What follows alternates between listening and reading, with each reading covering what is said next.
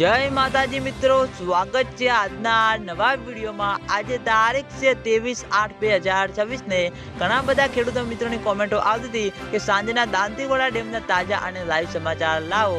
તો આજે આપણે બનાસકાંઠા જિલ્લાના જીવાદોરી સમાન ગણાતા દાંતીવાડા ડેમ ઉપર એક નજર કરીએ તો હાલમાં દાંતીવાડા ડેમની સપાટી 570 ફૂટે છે અને દાંતીવાડા ડેમની ભયાનક સપાટી 604 ફૂટ છે। અત્યાર સુધીમાં દાંતીવાડા ડેમ 25.94% ભરાયેલો છે। તેની સાથે ઘણા બધા ખેડૂતો મિત્રોની કોમેન્ટો આવતી હતી કે શું દાંતીવાડા ડેમમાં પાણીની આવક શરૂ થઈ કે નહીં। તો મિત્રો હજુ સુધી બિલકુલ પણ દાંતીવાડા ડેમમાં પાણીની આવક શરૂ થઈ નથી।